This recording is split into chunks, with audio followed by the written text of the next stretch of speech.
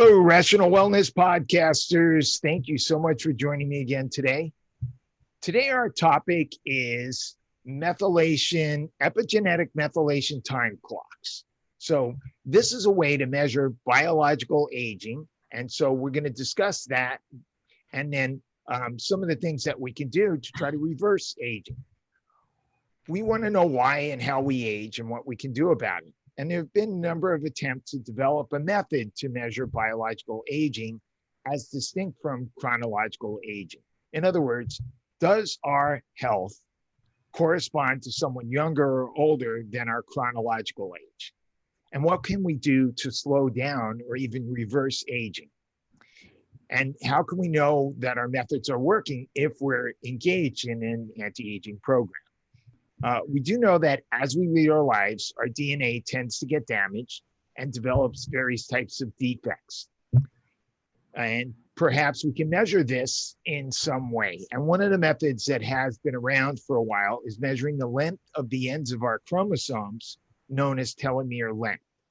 And shorter telomeres corresponds to increased biological aging.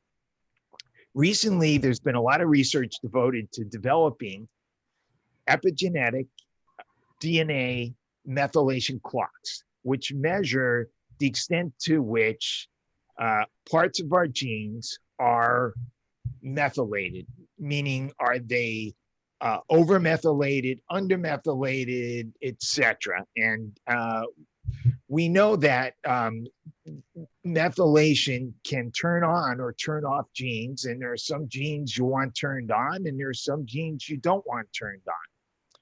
So these clocks measure whether specific locations on the DNA, known as CPG sites, are methylated or not. And Dr. Steve Horvath and Dr. Gregory Hannum are two of the most important researchers in this area who have each developed a different version of the methylation clock. Now, the practical application of these clocks is starting to become available for use by clinicians and for patients to measure this biological aging. And True Diagnostics is a company that's offering the True Age test, which measures your rate of biological aging based on measuring 900,000 CPG sites on our DNA to see the extent of their methylation. And today we have Dr. Daniel Stickler joining us today, and he's the co-founder and chief medical officer at Aperon ZOH Incorporated. He's a physician for high-performing executives, entrepreneurs, elite athletes. He's also a consultant to Google for wearable technology, epigenetics, and in healthcare. He speaks regularly and is on the faculty of the Age Management Medical Group. He's also a guest lecturer for Stanford on epigenetics. He sits on multiple advisor boards, including the board of True Diagnostics, who I just mentioned, who he's representing on this podcast today. So Dr. Stickler, thank you so much for joining me today. Thanks, Doc. I'm a pleasure to be here and look forward to the conversation. Sure. So let's start with, what is the difference between chronological age and biological age? Well, that's a good question, because we don't even have a consensus that aging is a true condition. I mean, we see it and we recognize that aging occurs, but some of the more recent literature coming out from the aging researchers is that we really don't have a definition of age. It's just it's a constellation of markers that we allocate to it. I mean, there's no question we gradually deteriorate and die, and there's a question, you know, is that a programmed response? Is it a gradual breakdown of the physiologic machinery, or is it a combination of the two? So it's a vague area right now, but essentially chronologic age is just a poor marker of anything. It's, you know, and you see 70-year-olds that function like a healthy 50-year-old, and you can't say that they're 70 years old relative to a comparison of the average of that age group. So people have shifted more towards this biologic age, but again, that's not something I don't like the actual metric of age as a metric, whether biologic or chronologic, because it's really the health of the human system that we're looking at. And what we are gathering right now is all these biomarkers that indicate the health of the human system. I mean, it's not pleasant to be necessarily told if you're 70 years old that you look good for your age. Well, I mean, what does that actually mean? You're compared to the average of people of that age. So I tend to really kind of shift away from aging as a general statement and like to look at it as more of these are markers of youthfulness in the system or health in the system. I've always liked to think of it in terms of function. And I think the goal for myself and a lot of us is how can we have a high level of function till close to the end, instead of expecting that once you hit your 40s or 50s, you just get this gradual decline in your ability to function, in your mental capacity, in your physical capacity, so that as you go through your 60s and 70s, and if you're lucky enough to get into your 80s, you can barely move, you barely have any level of function. And the idea of simply living a long time doesn't sound all that attractive if you don't have a high level of function. So, a lot in the past, we've talked about taking that curve where you gradually go downhill once you reach a certain point and trying to rectangularize it so you have a relatively high level of function till you get to the end. And I think of biological aging as corresponding to having a higher level of function. Yeah, and we're seeing that. I mean, the markers that we're gathering together, although none of them are perfect, the constellation of those markers really indicate, and what you're talking about is what we refer to as health span.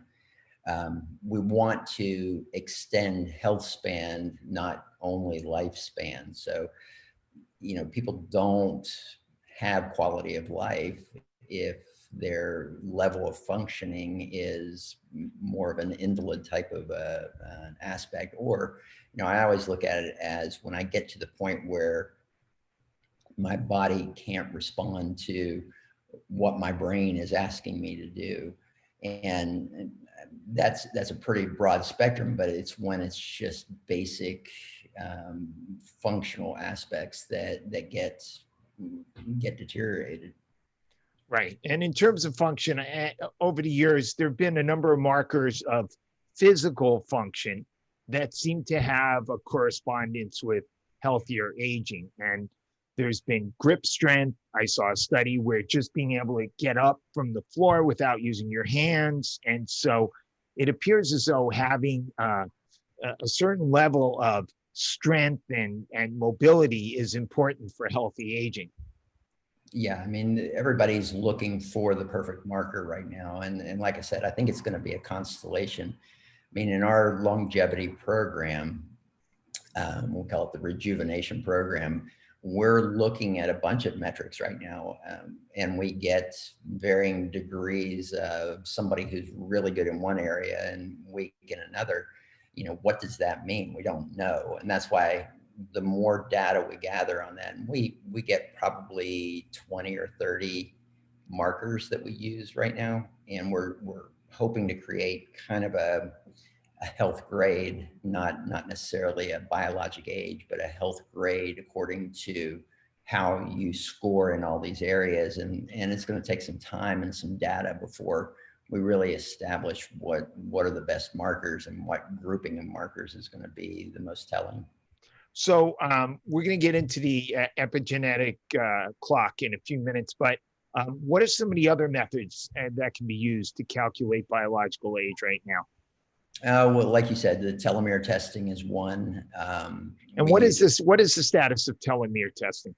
That's a good question, because even the people in the aging industry are torn on this, because the question is telomere shortening a result of aging, such as getting gray hair, or is it a cause of aging? And that question has come up recently without a good solid answer. So telomere testing, because of such high variability in the outcomes related to other markers, it's kind of been pushed aside a little bit. And, you know, it's an expensive test.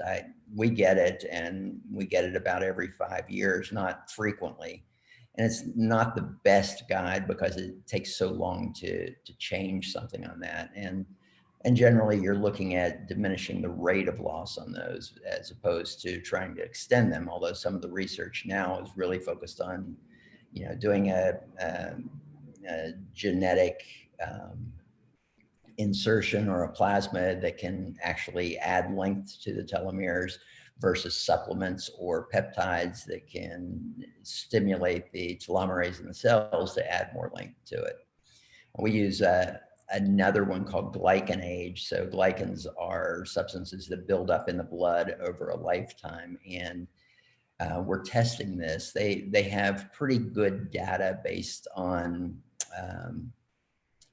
some preliminary studies they did. Is that like glycation, like glycosylated hemoglobin? Not exactly. I mean, that's glycation is a component, but these are glycan products that are found in the blood, and they do accumulate over time.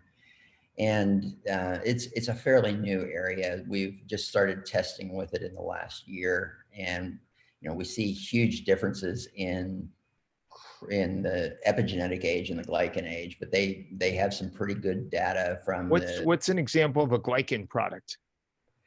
I don't know the specifics on those. There's I mean, there's several hundred of them that they're measuring. We do DEXA scans, so we look at lean body mass, we look at bone density. We do EEG studies because there's certain brainwave patterns that are indicative of the aging process. We do skin glycation scanning with immunofluorescence. We do senescent T cell levels from UCLA to look at the naive versus aged T cells in the blood. So these are young versus old T cells. Correct. And we look at functional mobility. We look at balance. We look at stress response in the system. We look at a bunch of blood metrics, so like albumin. We look at uric acid levels. We look at hormone levels. And right now, like I said, it's just a matter of collecting as much of these as we possibly can. NAD levels, if we can figure out a good way to test intracellular NAD levels, is a hot topic right now as well. Right. So as a step to get into the biological clocks, what is epigenetics as different from genetics, especially for the layperson who happens to be listening in? The best way I can put that is that genetics is the hardware, whereas epigenetics is the software. And what I mean by that is that the hardware doesn't change. It is, you only need your genetics done one time, but epigenetics is something that controls the expressions of the genes that you have. That's why, you know, you can have one cell that creates a neuron and another stem cell that creates a lung. And this is using the exact same code. So every cell has the exact same genetic code, but the expression of that code is controlled to create the outcome. And we have kind of transgenerational and generational epigenetics, which are usually the epigenetics that are written in pen on our DNA, so that they're there, and it's really tough to make any changes in that. And then you have the epigenetics that are written in pencil. And those include not only the DNA methylation, but also histone methylation, which is one of the ways that we know that lifestyle, that supplementation, that medications, all of those things can actually impact and change the expressions of genes. And this is the area that really people focus on when it comes to the epigenetics. Okay. So What is the methylation clock, this epigenetic methylation clock? So Steve Horvath developed this methylation clock where he started looking at specific methylation patterns. So he took groupings of age people and looked at a constellation of epigenetic marks on the DNA. And what he noted is there were a bunch of these that accumulated over time that corresponded to their chronological or physiologic age. And he developed the Horvath clock, I think back in 2013. He now has the Grim Age clock, which is a more updated edition of it.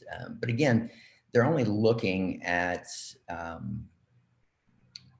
couple hundred methylation points on the DNA. So it's rough right now. Although we had the pleasure of seeing the study that came out in September of last year that showed a epigenetic age reversal. So the prevailing theory at the time, and you even hear David Sinclair had stated it prior, was that epigenetic aging is a one-way linear process where you gradually accumulate these over time, and it's not a process that we have any control over, because mostly it was thought that these were the marks that were written in pen that were accumulating. So let me just stop you for a second. So the study you're referring to is the TRIM trial by Fahey and others. It was published in September of 2019. And TRIM stands for thymus regeneration, immunorestoration, and insulin mitigation trial. Yes, and they showed a 2.5-year gain or loss of age after a 1-year period on this trial. And they only had 9 participants, but still it was the first time that something showed that age reversal, in a sense, if we're using this as a marker, is theoretically possible. And it excited people. So a lot of the kind of worldview of aging began to shift, which was dramatic. And the same month, Sinclair releases his book. So we had the perfect storm of shifting mindset, which was great.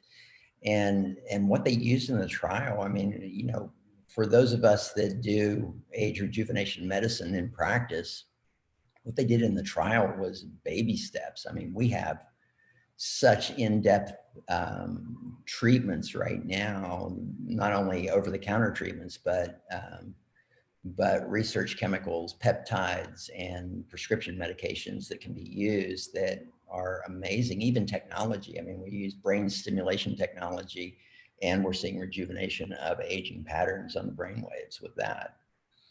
Interestingly, as I have sort of been watching the anti-aging research, the predominant, as I see it in my limited understanding of it, is the predominant theory maybe 15, 20 years ago is our cells die, they don't get replaced, we lose muscle cells, our bones degenerate, our brain cells don't get replaced. And so a lot of the focus was on trying to stimulate growth. So things like growth hormone and testosterone and DHEA, and these are really common strategies. And recently, in the last 5 or 10 years, the focus seems to be, at least from what I've seen, not some of the stuff you're talking about necessarily, but the stuff that gets out more in the popular literature seems to be all about caloric restriction and fasting mimicking diet and things that limit damage but don't necessarily stimulate growth. And so it's interesting that they chose growth hormone as one of the strategies. Well, one of the things they look at with hormones is you look at when the body functions optimally, what are the parameters that meet that? And growth hormone, testosterone, these are 2 parameters that deteriorate with age. And, is this a natural process? Sure. Is it a healthy process? And most of us feel that it is not. We do note that function improves dramatically and markers of aging improve dramatically when hormones are put into healthy, youthful levels. I'm not talking about super physiologic doses in this, but in dosage levels that maintain the health. I mean, growth hormone in itself is a double-edged sword. Too little is unhealthy, and too much is also unhealthy. So you've got to keep in that Goldilocks zone of that. And when it comes to calorie restriction, recent analysis has kind of pushed back a little bit on that too. I mean, calorie restriction definitely has an impact, but calorie restriction to the point that's required to match what they see in animal studies is a pretty unpleasant state to be in. I mean, there's no question that total calorie restriction is beneficial, but to achieve really substantial outcomes, I mean, the hunger that you would experience wouldn't make life worth living, I don't think, which is a big impact. And now they're actually leaning towards the chronic calorie restriction is not the best way to do it, but that you do spurts of it, so intermittent periods of it that allow the body to adjust. I mean, stress is a good thing for the body. It makes the body adapt. And, a severe calorie restriction is a stressful event on the body. So for those of us who haven't seen this study, they used a combination of growth hormone, DHEA, metformin, which is a popular drug for diabetes because it reduces insulin resistance, but they also used 50 milligrams of zinc and 3,000 milligrams of vitamin D. And one of the things they showed was that there was increased stimulation of the thymus gland, which tends to degenerate with time. And that's what they mean by immunorestoration. As the immune system weakens, you become more vulnerable to bacteria and viruses, just like older folks are dying at a higher rate from COVID-19. So keeping your immune system robust is important. We know zinc and vitamin D are crucial factors in immune function, but I haven't heard too much talk about the potential benefits of zinc and vitamin D from this intervention study. Yeah, and I mean, zinc and vitamin D are one of the first-line interventions for COVID right now from Yes. the consensus in the medical community. And Yes. Since vitamin D is generally deficient in about 60 to 80% of a given population, it is important to supplement that. And the zinc is also a double-edged sword because you can get some zinc toxicity with Sure. that. One of the things we look at is the genetics that relate to cautions with zinc, Yes. and base our recommendations on that personalized approach with them. But, when it comes to aging, there's a lot of available stuff on the market right now. I mean, Rejuvant, which is calcium AKG, which was developed at Stanford's Buck Institute on Aging, was developed by Brian Kennedy. And it's got really amazing aspects to it. Can you repeat that? That's not something I'm familiar with. Rejuvant is the brand name of it. Okay. Calcium AKG, alpha ketoglutarate. Right. We know deteriorates over time with aging, and replacing that it impacts about 5 of the 9 hallmarks of aging that need to be targeted. You have NMN, which is over the counter, and you have vitamin D, of course. You have senolytics now. I mean, supplemental senolytics. We have prescription senolytics, which take out those zombie cells that accumulate over time that the body can't get rid of. And they secrete toxins. They take up metabolic aspects of the body. And when we can reduce them, we dramatically change the outcome. And we use a senolytic formula that has quercetin and fisetin in it, which are 2 different over-the-counter senolytic compounds that have shown really impressive benefits. I mean, quercetin has been around forever, and it's also a zinc ionophore, and so we're using that in our immune protocols these days. Absolutely. And they found quercetin because they ran a study through a bioinformatics platform, and they said, these are the pathways we want to hit. What's available that works on this? And it kicked back quercetin and dasatinib. I mean, dasatinib is a prescription, but these are two senolytic compounds that have a profound impact on aging. The key is really knowing how to take these in combinations that can create the outcome that you're looking for. I looked at a PowerPoint presentation that Dr. Horvath had, and one of his first slides shows a 71-year-old guy who's an amateur bodybuilder, and he looks very good for his age. But it says on the slide that if you use clinical markers of aging, such as body mass index, grip strength, blood pressure, he will probably be considered young for his age, though he is probably old according to molecular biomarkers, such as the epigenetic clock.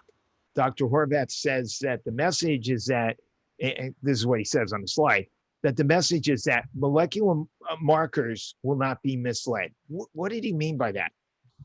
Well, again, this is an area that what we found, and it's funny because I found it in several of my clients because I work with some professional athletes, and their epigenetic age markers were some of them 10 years older than their chronological age, and these were very fit, healthy people. There was a follow-up study that was recently published looking at athletes in epigenetic age, and they tend to be older. I know.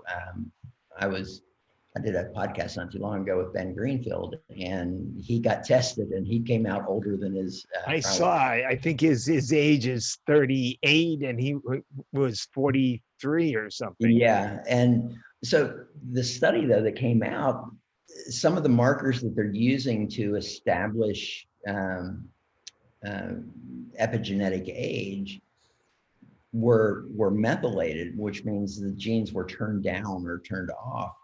And it was interesting because they picked out like 3 or 4 of these in particular that actually code for better health in the sense that it reduces cancer rates and heart disease.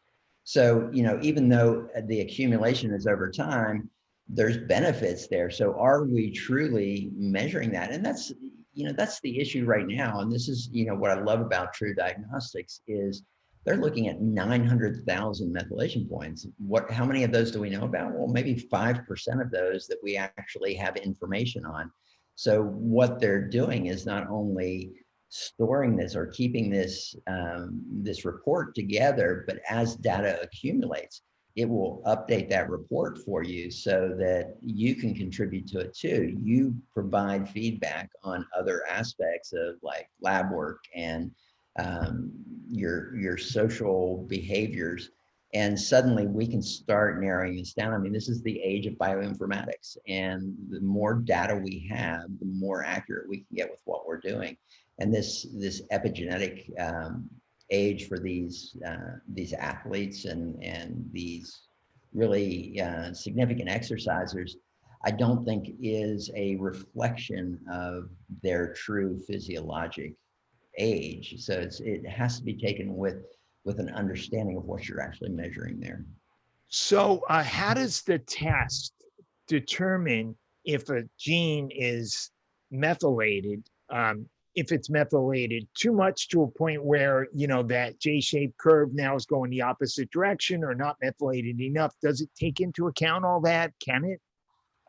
You're asking me a technical question that's more for the biochemist, but I don't believe it goes into specifics of the degree of methylation. Just the specific markers they're looking at. Is there a methyl group added to that marker on the DNA? Is the primary focus. Right. So interesting, in the functional medicine world, one of the things that we've been looking at for a number of years is potential for methylation based on doing genetic testing and then seeing if somebody has certain genetic markers like the methyl tetrahydrofolate reductase gene. And if they're heterozygous or homozygous for 2 defects, they may not be able to methylate. And then we may use specific methylated, activated B vitamins to try to stimulate that methylation. but then we're also cautious to try to make sure we don't over methylate, which, certain genes that are over methylated can lead to increased breast cancer risk, et cetera. So I'm wondering if there's a way that this methylation testing could be used for feedback. Say, I have a patient, they have, the homozygous for MTHFR, and we give them methylated B vitamins. Is there a way that we can then tell, are we properly methylating their genes? Are we under or over methylating them? Can we titrate the dosage? I'm wondering if there's something like that that is or might be available. Another great question, because again, we don't have the answer to that. How does the body's ability to methylate affect the aging methylation of the DNA? And there isn't an answer. I mean, again, using genetics, and I run a genetics company, and we test MTHFR 677 and 1298. And I have seen clients that had homozygous on both of them, which means that they have less than 25% function of the MTHFR, yet they have normal homocysteine levels. And most of the time it's because they're consuming adequate methylfolate in the diet. And looking at these polymorphisms, which is what we're testing in genetic testing right now, when we're talking about 23andMe, where we're talking about the Apeiron test, Ancestry, they're looking at polymorphisms, and these are not mutations. And I think this has been taken to the point where it's very misunderstood by the general public. These are variations that have inherited through your ancestry that are designed to optimize your system for the environment that you're in. And the problem is now we move around all over the world, and we're not in that ancestral environment that our genes are optimized for. So we have to make adjustments to our environment to match our genetics. I mean, this is nutrigenetics, is basically eating for your genes, as opposed to nutrigenomics, which is eating to change expressions of your genes. And I really want to see this whole idea of these polymorphisms as mutations to kind of go away, because it really is it's putting a lot of fear into people that essentially are unnecessary. So really understanding not only the genetics, but the markers that occur with that, and the lifestyle of the person that has them. I mean, I have plenty of homozygous MTHFRs that I'm just like, you don't need any exogenous treatments on that. You're doing well with what you're eating, apparently, because you don't have the expression that is showing. Right. Yeah, good. We gauge a lot of the recommendations based on things like homocysteine levels, et cetera. Yeah. So what is the difference between the True Diagnostics True Age test and the Horvath Clock? Is it's using a Horvath Clock, or it's a... There are aspects of it in there. Also, Dr. Hannum's and the Duke clocks that are being used. So it's a combination of them, and it's really designed to be the largest database of epigenetic marks on the market.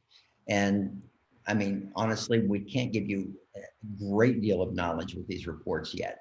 We can give you an overview of the knowledge that we've accumulated, but over time, as more and more people do this, we'll be able to dive deeper and give you insights into what's happening. The great thing is we have all these markers now.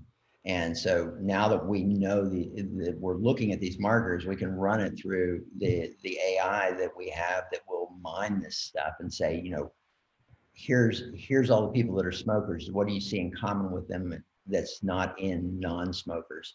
And so we can start diving into the bioinformatics, which is going to be huge for people. I mean, this is truly the next 3 years. We're going to see such advances in epigenetics. And I think, a lot of the genetic stuff is going to fall by the wayside from that point. It's not that we won't need genetics, but we have to look at it as just another biomarker. And the epigenetics is going to be really the top piece that we're going to be focused on.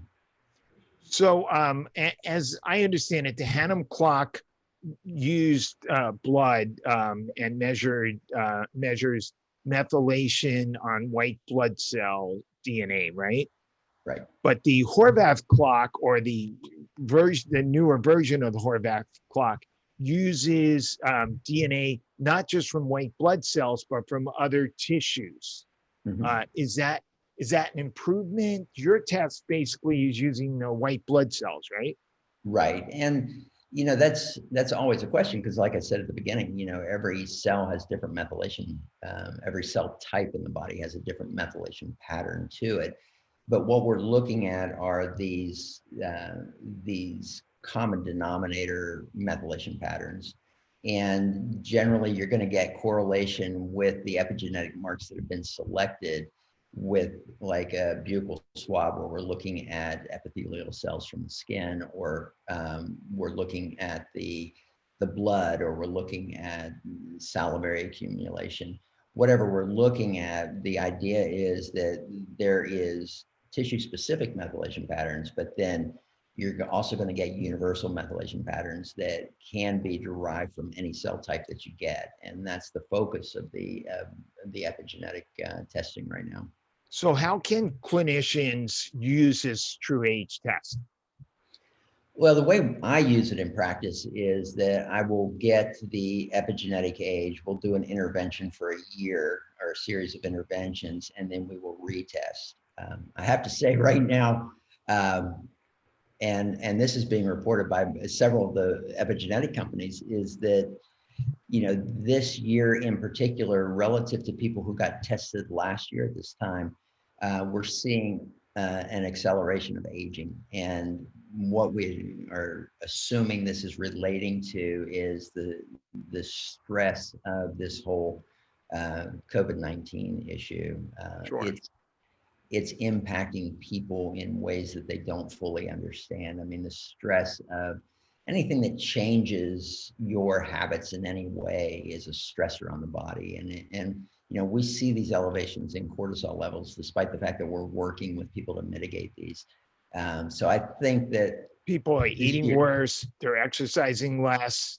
I saw the CEO of Kellogg's on TV bragging about the fact that more people are having breakfast cereal for dinner. So they're afraid to have time with other people, so they have less social connections. There's a whole series of things along with the stress. Yeah. So what are some of the things that negatively affect our aging? I noticed on the True Age test, they mentioned exposure to heavy metals, pesticides, and other toxins. Right. There's use stressors, and then there's mal stressors. The ones that a use stressor is good, because we have a certain kind of bandwidth that we function in, and within that bandwidth, our gene expressions are set to really optimize the human body's function within that realm. And little excursions outside that realm create stressors. Just like if you haven't exercised in 6 months and you go back to exercise, suddenly you're exceeding the body's baseline of that comfort zone and creating a stress response.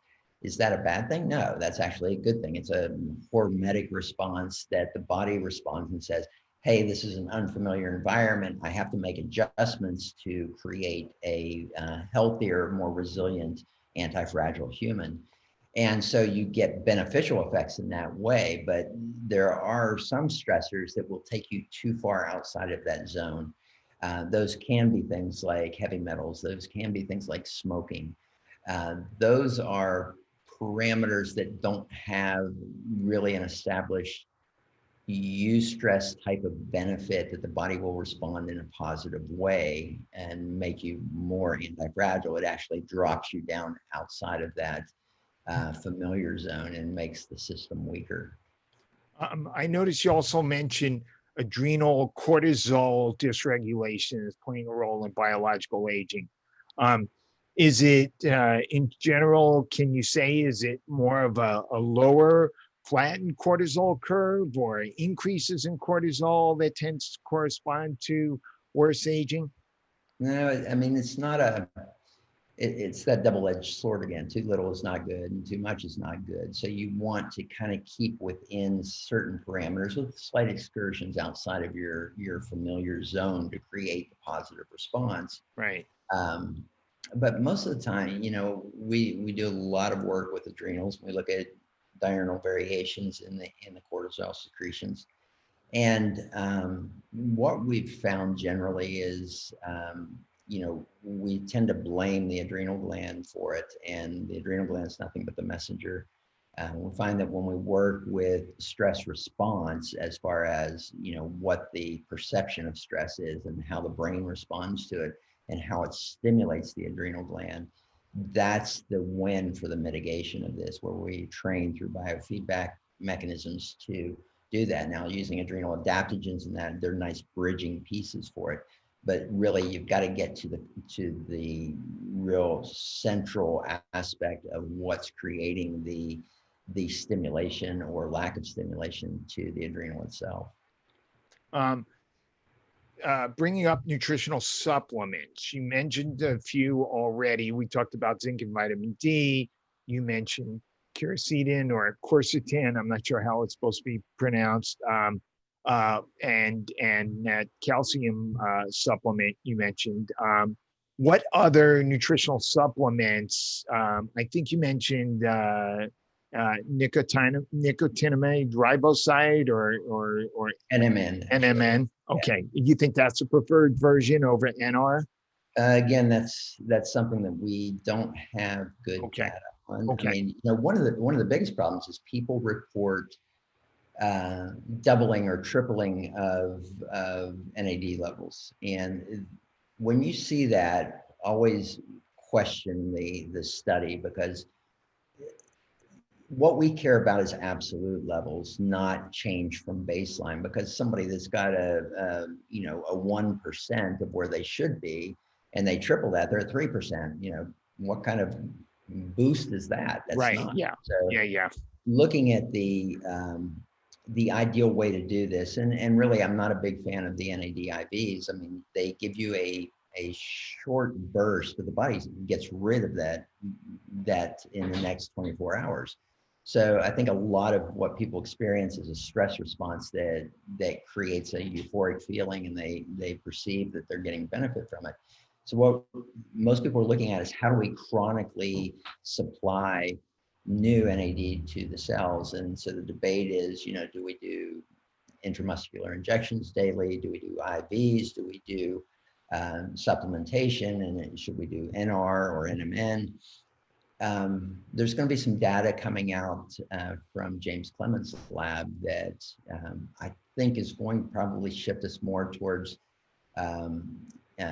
using NMN ionophoresis, where we actually put a patch on, an electrical patch, that we put the NMN into that will absorb based on electrical charges. And we can do that even twice a day or a couple times a week and create the higher levels of NAD in the cells, which is really the ultimate goal in that. Interesting. What about resveratrol? Resveratrol is, I wouldn't look at it from a standpoint of what they were initially looking at it. I mean, they were looking at it as a SERT receptor stimulant and creating more NAD. But I think resveratrol actually has anti-aging benefits. Are they from what we think we are saying? I'm not sure. I think, resveratrol, for somebody who is interested in age rejuvenation, and we add that to our senolytic formulation, I think that there is some benefit. We just don't know what it is right now. And I think it's kind of minor, but we're still looking at what's the complete complement that can create the system. And, one thing that people tend to neglect is a daily multivitamin. Right. We have so many micronutrients that, that are deficient when we look at our nutritional intake and our nutritional needs. And so, I have a core that I put everybody on. It's a foundational multivitamin, not an excessive one. If some people are taking like 6 or 7 multivitamins a day, I'm just like, you're taking more than 2, you're probably taking too much. Just eat healthy, take a small dose of it. The vitamin D, and we use 5,000 IU of D3 plus K2. Fish oil. So we do use fish oil, and this is because of epigenetics. I mean, there's all these debates about, is fish oil good for you, is it bad for you? You see the same different outcomes in the same week from the research. But what we do know from epigenetics and nutrigenomics is that chronic intake of fish oil really upregulates metabolic gene activation and downregulates pro-inflammatory gene expression. So we do use fish oil, usually just 2 grams a day. And we also recommend B12 supplementation, and either through injections or through a sublingual. Those are essentially our core, what we call foundational supplementation. And then from that point on, we go into more biospecific or more longevity focused or performance focused lines of vitamins, but we just have that foundation that we pretty much recommend for everybody as a core. Okay, what about specific diet? Has there been any work on, I noticed on the True Diagnostic website, Mediterranean diet was mentioned. What about Mediterranean diet versus vegan versus paleo, or etc.? Do we have any sort of, this again comes from, depending on the person, Yeah, I mean, it's genetics again. When we look at gene expressions based on dietary patterns, there is no perfect human diet. I mean, if you take somebody that's got an ancestry with Inuit Eskimos. We're getting a weird echo. Yeah, there's actually a lawnmower outside. Oh my gosh. Sorry. Yeah, I didn't expect that. Okay, not much you can do about that. Yeah, but okay. If you have somebody with the ancestry of Inuit Eskimo, their genetic polymorphisms that they've inherited are optimized for that environment. So a high-fat diet's going to work very well for them. Right. If you have somebody who is Southeast Asian and they're more of a starchy diet, works for them. Most of us in the United States have some kind of a core background of a Mediterranean heritage. And around that, so European, Mediterranean, you're going to find that the genes respond best to the components of the Mediterranean diet, a fish-based, high vegetable, and significant intake of olive oils. We're finding that the markers that we look at in aging, we are personally, from an anecdotal experience, finding that seems to correlate best with the outcomes. Yeah. So essentially, as we've been talking about in functional medicine for a long time, you've got to match the right diet to the right person. What medications have been shown to slow down or reverse epigenetic aging? Well, the first one I talked about earlier was the dasatinib. That is a senolytic that's really powerful, and what we typically do is Is there another name for that, for those of us who are not familiar with it? Not that I'm aware of. Okay. There is, but I can't think of it right now. That's the generic name. Dasatinib. Okay. And what was that drug originally developed for? It was used as I can't remember exactly, but it's been around for many years. This was the one that they found in the bioinformatics platform that found that it limited that. But the way you use that is you typically take it for 2 days, like a Monday and a Tuesday, for 2 to 3 weeks in a row, and then you stop, and then 6 months later you may take it again. The thing with senolytics is they tend to target specific organ types, so the skin, the liver, the fat. You will target different areas that that it will reduce the senescent cells. So you want to use combinations of those. We also have rapamycin. Rapamycin is wonderful. This was developed as an adjunct for people that have had kidney transplants to suppress the immune system. Right.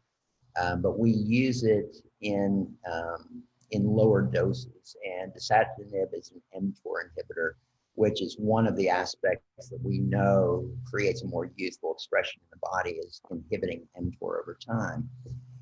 But the other thing they found is that when we talk about senescent cells, and I think this is the most important thing that rapamycin does, is it mitigates what are called SASPs that are secreted by senescent cells, and those are the toxic elements that are secreted by these cells. So the rapamycin seems to mitigate that, and you don't do a lot of this. I mean, it's like a once a week dose of 2 to 3 milligrams that is effective in that, and you have to watch for side effects with it. The other one is metformin. I mean, classic. Metformin is one of those ones that anybody focused on longevity, we typically work with on the metformin. And it is a true mTOR inhibitor. It's one of the most potent ones that we have available to us. And a lot of people will say, well, doesn't inhibiting mTOR limit the ability to grow muscle, which is, frailty is a hallmark of aging. But all the studies that have been done have been using metformin as an individual piece. Now, with our clients, we will use other things like testosterone or growth hormone releasing hormone, and we monitor DEXA scans to see what their lean body mass is doing over time. And we're finding that the metformin is not inhibiting muscle growth in that way. So we like the metformin in that regard. And you've also got some peptides, which don't have a great deal of research behind them, but they're finding that they do have significant impacts on aspects of aging. I mean, we look at things like mitochondrial rejuvenation and mitochondrial biogenesis, and we have things like GW501, 516, which is not a peptide, but a research chemical. We have things like SS31, which is a fairly new one. We have things like MOT-SC, which are peptides that have a substantial impact on mitochondria. Those are also ones called humanin, which we don't have a great deal of data on. And there's things like epigenetics, which from the Russian researchers, they have a 6 and a 12-year study using epigenetics. We have things that can rejuvenate the thymus, like thymolin or thymosin alpha, which boosts the immune system. What about BPC 157? BPC 157, I really like. I love the oral form for the gut. I mean, you talk about something that heals the gut almost 100% of the time. We'll use oral BPC. Talking about working on really neuroprotection or soft tissue recoveries. BPC is wonderful for that. It accelerates the recovery for that. I don't find that it happens very well with the oral, but the oral is awesome for the gut for sure. Cool. Good. So I think that pretty much concludes my questions. Any final thoughts you want to leave us with, and then give us information about how to find out about this test, and as well as anybody who'd like to get a hold of you? Yeah, the one thing I always like to emphasize is that everything starts with lifestyle first and foremost.